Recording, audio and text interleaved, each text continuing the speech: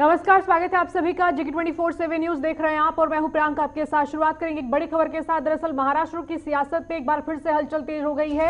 अब दरअसल एक नई खबर सामने आ रही है। सचिन वाजे ने एनआईए कोर्ट को हाथ से लिखा हुआ 4 पेज का लेटर सौंपा है, जिसमें मुंबई पुलिस में उसकी बहाली के विरोध का जिक्र है। शरद पवार नहीं चाहते थे कि सचिन वाजे की वापसी हो, लेकिन अनिल देशमुख ने सचिन वाजे से अक्टूबर 2020 में जनवरी 2021 में कहा कि वो शरद पवार को मना लेंगे अगर 2 करोड़ रुपए का इंतजाम हो जाए। इस समय की बड़ी खबर महाराष्ट्र की सियासत से जुड़ी हुई है। मुंबई पुलिस में सचिन वाजे की जो बहाली थी उस पर एक बार फिर से बड़ा दावा हो रहा है और ये खुद सचिन वाजे ने एनआईए कोर्ट को हाथ से लिखे 4 पेज के लेटर में दावा किया है। 4 पेज का ये लेटर जब एनआईए कोर्ट को सौंपा गया, उससे जानकारी आई है कि मुंबई पुलिस में सचिन वाजे की बहाली के विरोध में शरद पवार थे, लेकिन अनिल देशमुख ने कहा था अगर 2 करोड़ लाकर दो तो शरद पवार को मना लेंगे। और ये एक बार नहीं, अक्टूबर 2020 में हुआ, जनवरी 2021 में हुआ। बुलाकर सचिन वाजे को ये कहा गया कि आप 2 करोड़ का इंतजाम करिए, यानी अलग अलग विभागों से, अलग अलग जगहों से खासकर इनकी वसूली करने का टारगेट था और शरद पवार को मनाने के लिए कहा जा रहा था कि 2 करोड़ रुपए लेकर आया जाए तो शायद शरद पवार भी मान जाए। जिस तरह से महाराष्ट्र के पूर्व गृह मंत्री अनिल देशमुख पर आरोप लगे, जिसकी वजह से उन्हें अपना इस्तीफा तक देना पड़ा था, अब उसी मामले को लेकर सचिन वाजे की तरफ से गंभीर आरोप लगाए जा रहे हैं। दावा किया गया है, पहले परमवीर सिंह ने आरोप लगाए थे, जिसके बाद से इस पूरे मामले ने नया मोड़ ले लिया था और अब सचिन वाजे का लेटर ये बता रहा है कि अनिल देशमुख और वहां की सरकार की मुश्किलें अभी कम नहीं होने वाली हैं। शरद पवार के नाम का जिक्र भी इस बार लेटर में हुआ है। महाराष्ट्र से हमारे ब्यूरो चीफ है फोन लाइन पर ज्यादा जानकारी के लिए अशोक पांडे।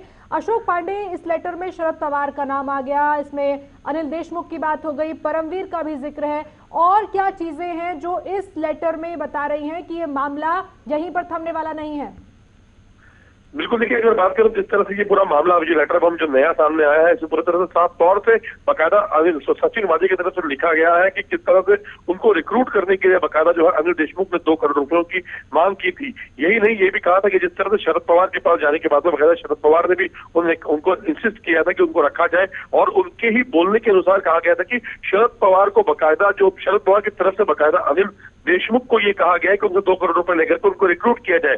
यही नहीं, इसके अलावा भी कई अलग अलग कारोबारों को लेकर के इस पूरे चिट्ठी में मेंशन किया गया है। अगर बात करें गुटखा व्यापारी हो गए, गैर कानूनी तरीके से तंबाकू महाराष्ट्र में बिक रहा है, उसको लेकर के भी बकायदा अनिल परब का नाम इसमें मेंशन किया गया है। कहा गया कि अनिल परब द्वारा ये कहा गया है कि किस तरह से आप गुटखा व्यापारियों से भी पैसे लेकर के रोजाना रिकवर करके आप डिपार्टमेंट को दे सकते हैं। इन्हें अलग अलग तरह की कई चीजों को मेंशन किया गया है। इसके अलावा अगर बात करें मुंबई के, साउथ मुंबई के इलाकों की, तो वहां पे एसपी यूटी का एक बहुत बड़ा प्रोजेक्ट चल रहा है, जिसको लेकर के बकायदा ये मेंशन किया गया है कि आप एसपी यूटी के जो मामले चल रहे हैं उस पर अपना हस्तक्षेप करें, उनकी तस्वीर को बुला करके उनसे पूछताछ करें और 50 करोड़ रुपए की मांग करें।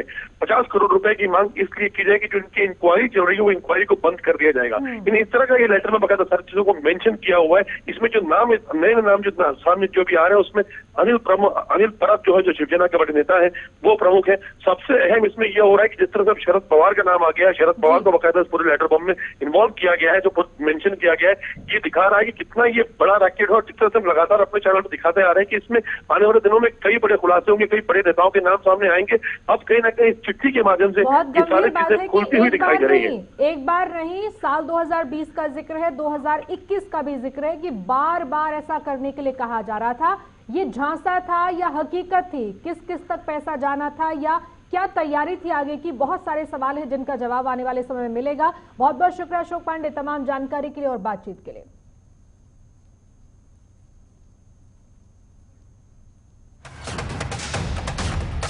सेंटर्सला लस नाही म्हणून बंद ठेवावं लागतंय। लोक तिथे येत आहेत आणि आमच्या हेल्थ वर्कर्सला आणि हेल्थ कर्मचाऱ्यांना सांगावं लागतं की बाबा लस आली नाही, तू घरी जा, असं सांगण्याची। कुल मिलाकर 84 कंट्रीज, 84 कंट्रीज को एक्सपोर्ट करी हैं। भारत देश के लोगों को इतनी वैक्सीन नहीं लगाई जिससे ज्यादा उन्होंने एक्सपोर्ट कर डाली।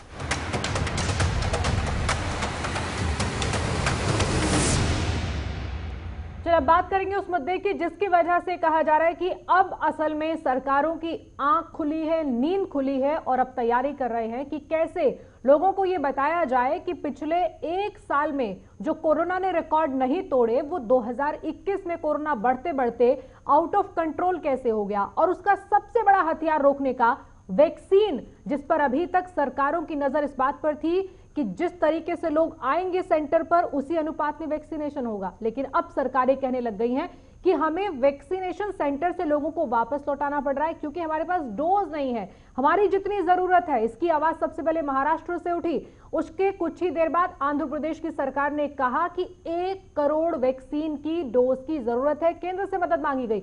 लेकिन आम आदमी पार्टी ने इससे भी 2 कदम आगे निकलकर बीजेपी मुख्यालय पर आज प्रदर्शन किया और कहा कि बाहर वैक्सीन भेजने की क्या जरूरत है जब सारे हिंदुस्तान के लोगों को ही वैक्सीन नहीं लगी। सबसे पहले प्रतिक्रियाएं सुनिए, उसके बाद इसी पर हम बहस करेंगे और यह भी बताएंगे कि देश में टीकाकरण का दौर पहुंचा कहां पर है। पूरे देश के अंदर जिस तादाद में टीके लगे हैं, कौन सा प्रदेश सबसे आगे है, सबसे पहले टीकाकरण की डिटेल ही आपको दिखाते हैं कि पूरे देश के अंदर जब करोड़ों की तादाद में लोगों का टीकाकरण हो रहा है तो कौन सा वो प्रदेश है जहां पर धीमी रफ्तार है, कहां पर बहुत तेजी से टीका लगाया जा रहा है। एक जानकारी उसी की ग्राफिक्स के जरिए आपको दिखाते हैं क्योंकि अब पूरे देश के अंदर कोरोना की रफ्तार पर काबू पाने के लिए कहा जा रहा है कि टीकाकरण सबसे अहम पड़ाव है।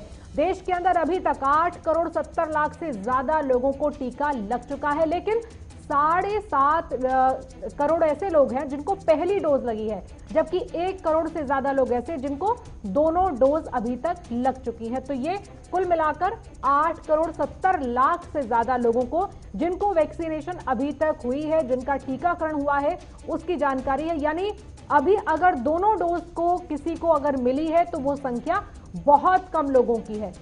जिस तरीके से वैक्सीनेशन पर जोर होना चाहिए उसमें कहीं ना कहीं हीला हवाली या रफ्तार धीमी दिख रही है। अब किस राज्य में कितना वैक्सीनेशन हुआ है, सबसे पहले दिल्ली की बात करते हैं। 17,55,989 वैक्सीन की डोज अभी तक लगी हैं। इसके अलावा राजस्थान में यही आंकड़ा 78,15,333 है।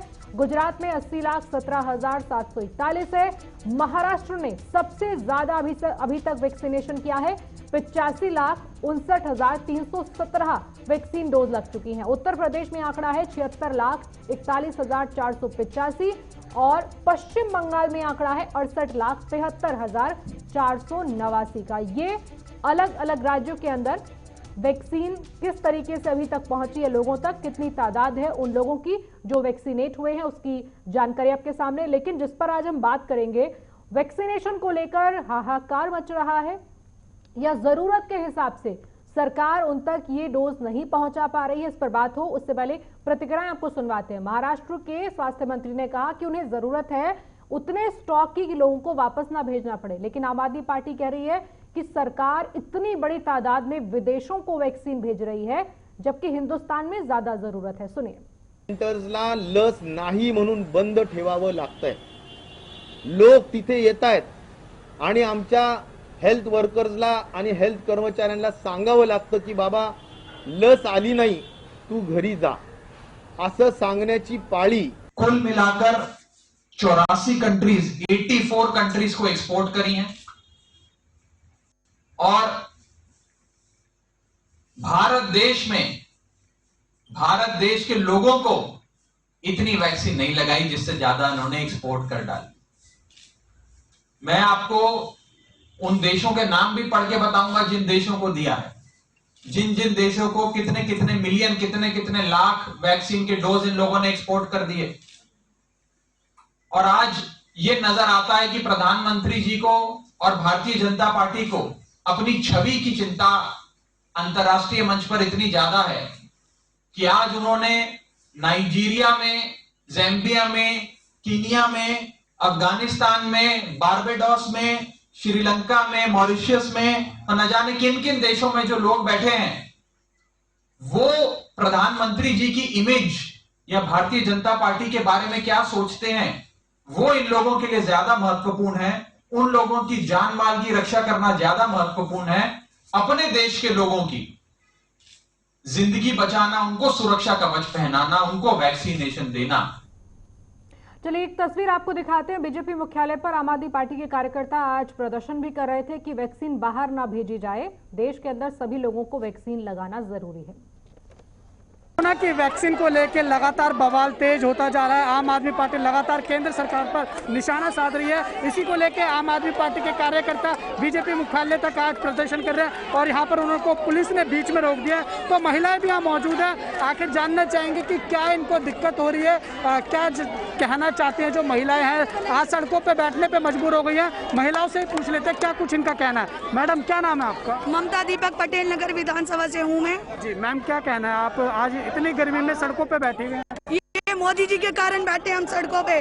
वैसे दुनिया भर में वो मास्क लगवा रहे हैं, हर चीज गलत कर रहे हैं। हम तो सर देखिए इसलिए आए, हम गरीबों के लिए खड़े हुए हैं, हम जिनको दवाइयाँ नहीं मिल रही यहाँ, और वो दवाइयाँ सारी बाहर बेची जा रही है। मोदी जी हर चीज में गलत किया, किसान लोगों के साथ भी गलत करा, पब्लिक के साथ गलत ही गलत करते आ रहे हैं। अभी तक कुछ अच्छा नहीं कर रहे मोदी जी। वैक्सीन तो हर जगह मिल रही है, वैक्सीन तो उपलब्ध लगा रहे हैं, लॉकडाउन लगा रहे हैं फ्री दो, बाकी लोग कहाँ जाएंगे हैं? बाकी सारी दवाइयाँ बाहर बेची जा रही हैं। मैम आपकी उम्र क्या है? मेरी 46। आपने वैक्सीन लगवाई?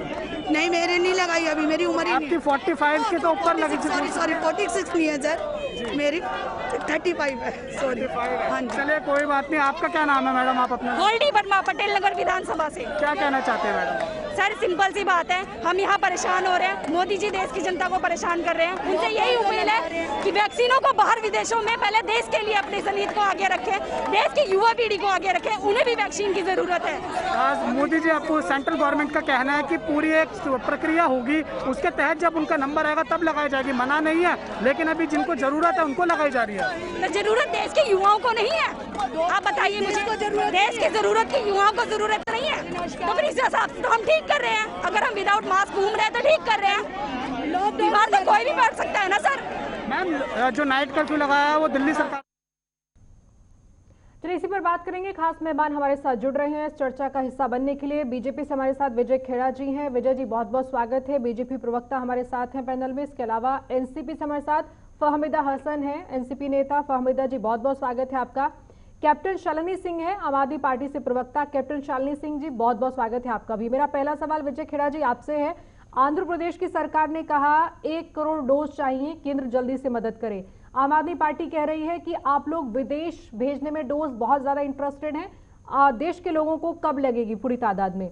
महाराष्ट्र के स्वास्थ्य मंत्री कह रहे हैं कि हमें एक तो ऑक्सीजन की कमी महसूस होने लगी है, उसकी आपूर्ति करा दीजिए, और जितना जल्दी हो सकता है वैक्सीन की डोज हमें चाहिए। 40 लाख हर सप्ताह ये मांग की गई है। वो कह रहे हैं कि हमारे पास तो डोज कुछ ही दिन के बचे हैं, तो हमें वैक्सीन की जो डिलीवरी है बहुत स्लो लग रही है। पहले था कि जो हमारे पास संसाधन है उससे हम कोरोना से लड़े कैसे, अब तो एक हथियार हमारे पास है और महाराष्ट्र कह रहा है उतनी तादाद में हमें नहीं मिल रहा। आम आदमी पार्टी अलग से कह रही है, आंध्र प्रदेश की सरकार की मांग अलग है। कुल मिलाकर आपके ऊपर दारोमदार आ गया है वैक्सीनेशन का, क्या तैयारी है आपकी? ये जो लोग कह रहे हैं वही लोग हैं जिन्होंने लापरवाही बरती है शुरू से।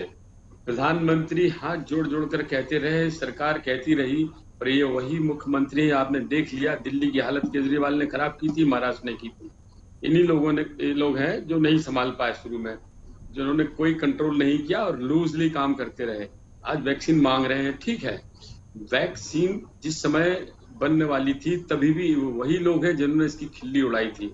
इन्हीं में से कई ऐसे राजनीतिक नेता भी हैं जिन्होंने ये कहा था ये तो वैक्सीन बेकार है, ये तो इनका प्रोपेगेंडा चल रहा है। तो क्या हमें जब वैक्सीन बनाने के बाद लोगों में विश्वास पैदा करने के लिए ये आवश्यक हो गया था उस वैक्सीन के ऊपर पूरे ढंग से काम किया जाए और फिर गारंटी से उसको दिया जाए।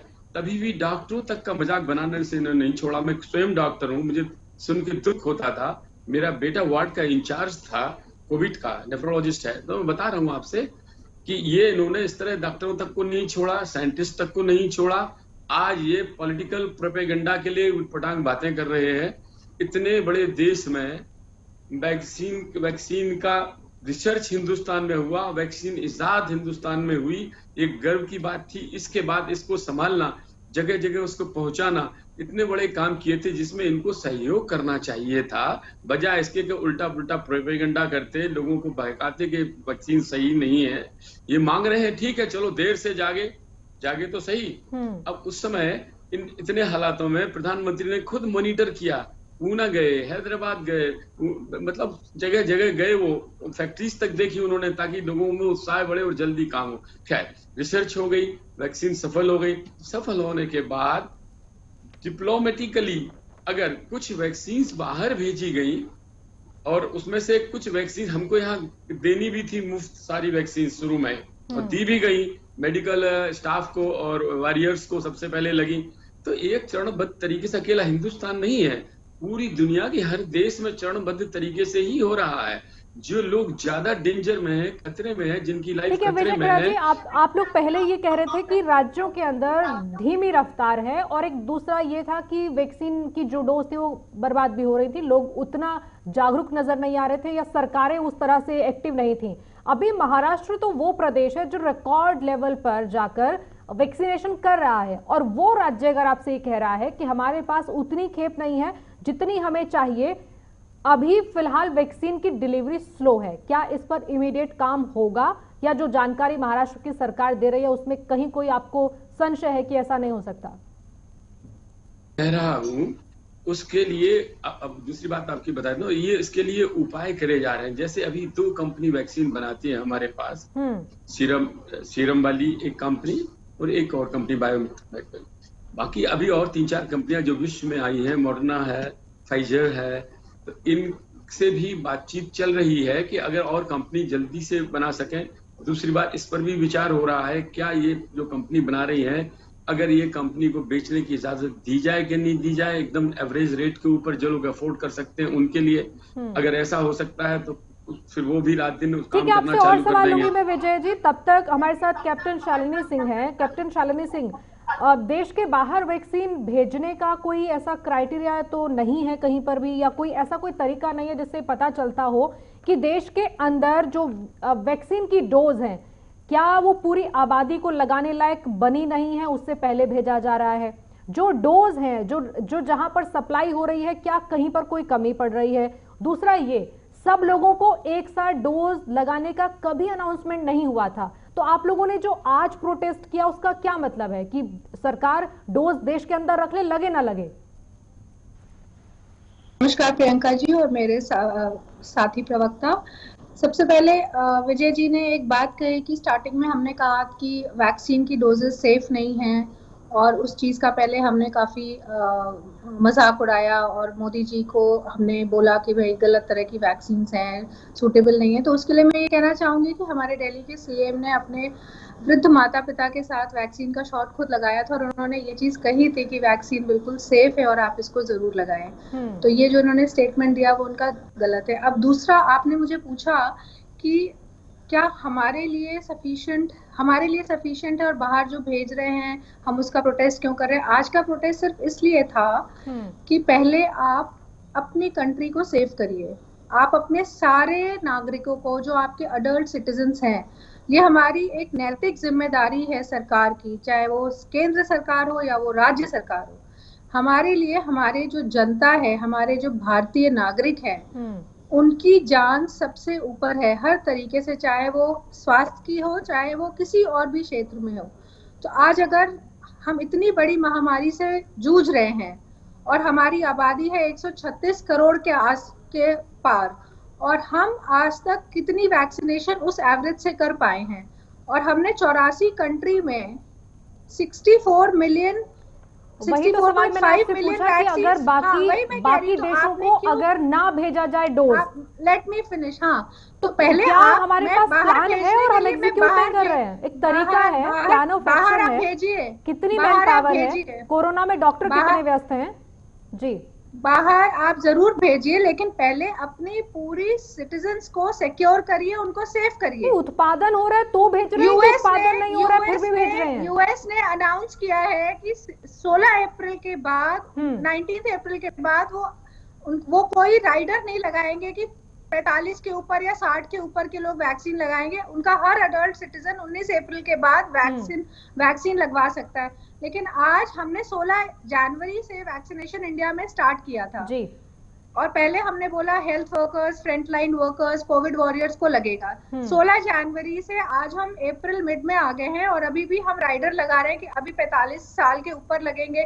क्या मैं अगर सिर्फ अडल्ट पॉपुलेशन की बात करती हूँ तो क्या 18 से लेके 44 तक के क्या कोविड सेफ है? क्या उनको कोविड नहीं होगा क्या? नहीं, सरकार ये तो नहीं कह रही ना कि इस क्राइटेरिया को हम शामिल नहीं करेंगे। सरकार ने पहले ही दिन, आज ही नहीं, जब ये वैक्सीनेशन का दौर शुरू होता उससे पहले बता दिया था कि हमें सिस्टम के तरीके से चलना पड़ेगा, कि हमारे पास क्या जरूरत है। मैं आपके सवाल का जवाब लूंगी। विजय खेरा जी हमारे साथ हैं, वो बताएंगे कि इसके पीछे क्या कारण है। हमारे समझ से परे है प्रियंका जी, मेरी एक बात हमारी समझ से परे है कि 84 कंट्री को इतने ज्यादा डोजेस भेजने का, यूके और यूएस में हम वैक्सीन की डोजेस एक्सपोर्ट कर रहे हैं, उनके पास कमी नहीं है और वो अपनी हाफ से ज्यादा पॉपुलेशन को वैक्सीन दे चुके हैं और अब वो होर्डिंग कर रहे हैं।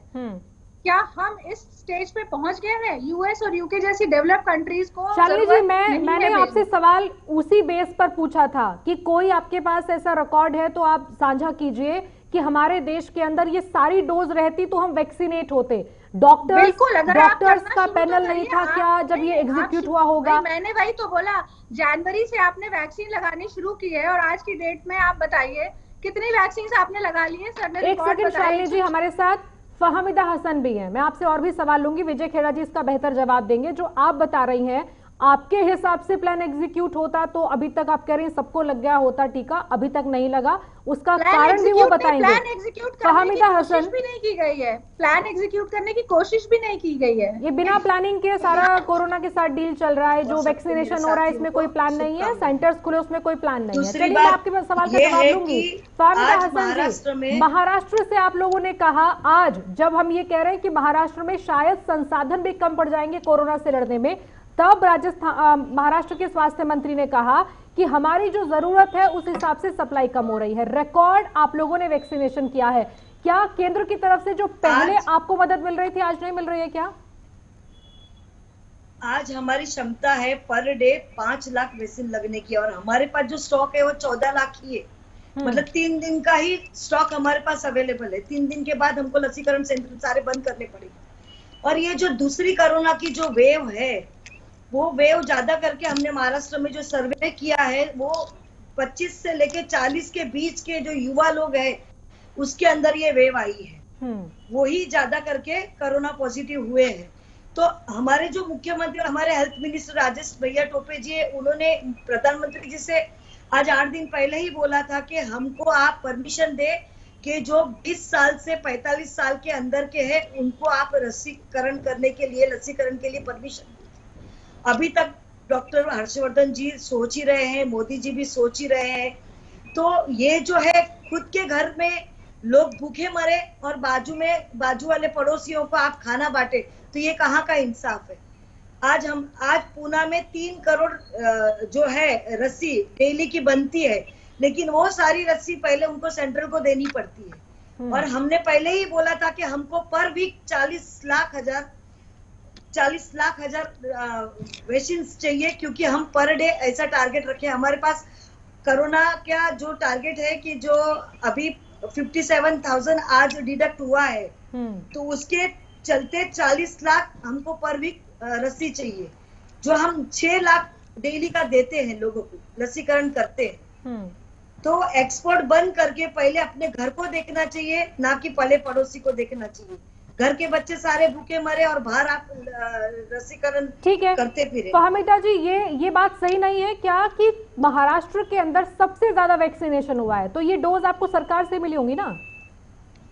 सरकार ने डोज दिया है। हमारा जो टारगेट है वो पर डे, क्योंकि आज महाराष्ट्र की आबादी है 12 करोड़ लोग की, उसके अंदर 60% जो युवा लोग है उसका जो है 60% लोग है।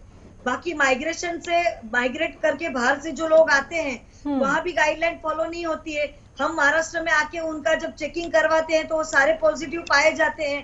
आज यूपी बिहार से जो लोग आ रहे तो वहां पे जैसे नियंत्रण रखे, गुजरात से जो लोग आ रहे कि वहीं से जैसे आप, हमारी गाइडलाइन है कि वहां से आप कोविड का रिपोर्ट लेके आइए टेस्ट का, वो भी नहीं हो रहा है।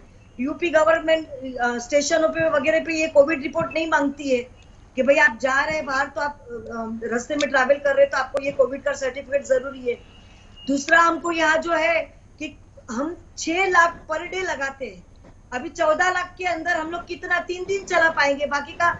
दूसरा हमारे आरोग्य मंत्री ने डिमांड किया है कि कोविशील्ड से बेहतर कोवैक्सीन भी लोग मांग रहे हैं कि जो पैसा देके भी लगाने को चाहते हैं, लेकिन सेंट्रल हमको मुहैया नहीं करा रही है रस्सी। ठीक है विजय खेड़ा जी, जवाब दीजिए दोनों बातों का। को तैयार है आम आदमी पार्टी नहीं, अब एनसीपी भी ये बात कह रही है कि क्या ऐसी जरूरत है कि हम लोग देश के अंदर पूरा वैक्सीनेशन पर फोकस करें और बाहर ना भेजें, तो क्या हमारे पास वो प्लान है, नहीं है, आने वाले समय में एग्जीक्यूट होगा? और दूसरा ये कि जिन राज्यों के अंदर रिकॉर्ड टीकाकरण हो रहा है, अगर वो प्रेस कॉन्फ्रेंस कर रहे हैं या मीडिया से ये चीज सामने आ रही है उनकी बातों में कि उनके पास स्टॉक खत्म हो रहा है, तो अभी तक जो स्टॉक मेंटेनेंस चल रहा था क्या उसमें कहीं कोई कमी आई है? प्रियंका जी, इनकी हर बात में राजनीतिक बू आती है। एक एक करके मैं समझाता हूं, एक एक करके बात बताता हूं। सबसे पहली बात यह है, जब इतनी भ्रांतियां आपने फैलाई उस समय लोगों को कि वो ना लगवाएं वैक्सीन, यानी कि अखिलेश यादव जैसे लोग कह रहे थे कि मैं तो कभी नहीं लगवाऊंगा, राहुल गांधी भी खिलाफ बोल रहे थे। इतनी भ्रांतियां फैलाने के बाद जब हमने वैक्सीन बनाई काफी मात्रा में, तब उस समय हमको ट्रेन करना था लोगों को। तब ये कह रहे थे रिएक्शन हो जाएगा, ये वैक्सीन तो ये कर देगी, उसको रिएक्शन को भी देखना था। कितने इतने लार्ज स्केल पे पूरे हिंदुस्तान के अंदर टेक्नीशियंस को ट्रेन किया गया, कई बार ट्रेन किया गया। उस समय वैक्सीन हमारे पास सरप्लस होती, सबको एक साथ लगाना बिल्कुल संभव नहीं था। टेक्निकली इनको कुछ समझ तो आता नहीं है, कोई बात आती है उसको बस सट से क्रिटिसाइज करने लगेंगे। साइंटिस्ट को हमने भी आपसे बताया क्रिटिसाइज, डॉक्टरों के एम्स के डायरेक्टर तक को क्रिटिसाइज किया, ये तो सरकार की भाषा बोल रहे हैं। जरा सोचो क्या क्या बोले थे ये लोग उस समय। 2 बातें थी हमारे सामने। एक बात ये थी कि हमको टेक्नीशियन को ट्रेन करके पूरे देश के अंदर वैक्सीन पहुंचाना भी था, मुहैया भी कराना था, और वो भी ठंडक में रख के जानी थी। वैक्सीन खराब हो गई तो लसीकरण कर दी। आज इनका ये कहना है कि वैक्सीन सेफ, एक सेकंड मैडम, ये जो बोल रही हैं मुझे उसका उत्तर दे देने दीजिएगा। 2 लाइन और रह गई है। दूसरी बात इन्होंने क्या किया, अभी आप देखिए 3 स्टेट आप देखिए, नंबर 1 पे चल रहा है तीनों वही। तो आप हमको डोज दीजिए ना, जितना हम पहले टाइम से मांगते आ रहे कि हमारी 12 करोड़ की जनता को इतना वैक्सीनेशन लगेगा। और ये जो दूसरा कोरोना का वेव है वो यंगस्टर में है, तो आप ये भी परमिशन दे दीजिए। अरे कभी कंपेयर करके देखो अमेरिका इंग्लैंड के साथ, हिंदुस्तान ने जो वेंटिलेटर बना दिए। एक सेकंड विजय खेड़ा जी, दो बातें। एक तो ये है कि बकायदा लेटर लिखा जा रहा है सरकार को कि सारे एज ग्रुप के लिए खोल दीजिए, ओपन फॉर ऑल होना चाहिए कि कोई भी जो वैक्सीन लगवाना चाहता है वो क्यों नहीं आ सकता है। दूसरा, जो राज्य कह रहे हैं हमें करोड़ों डोज की जरूरत है, आंध्र की सरकार मांग रही है, महाराष्ट्र की मांग रही है, क्या इसको लेकर कोई क्राइटेरिया सेट हो गया कि इतना ही डोज मिलेगा? अगर कोई ज्यादा तेजी से टीकाकरण कर रहा है तो अच्छी बात है, वहां के लोगों को ज्यादा वैक्सीनेशन अगर होगा तो कोरोना का डर भी खत्म होगा, खतरा भी कम रहेगा। सवाल डोज का सवाल नहीं है, वो तो जब है तो मिलेगी ही मिलेगी, उसमें क्या शक है। लेकिन इसका एक चार्टर बनाना होगा हमको, उसके आगे बढ़ाने के लिए दूसरी कंपनीज को भी तैयार किया जा रहा है। और बार बार ये कहते हैं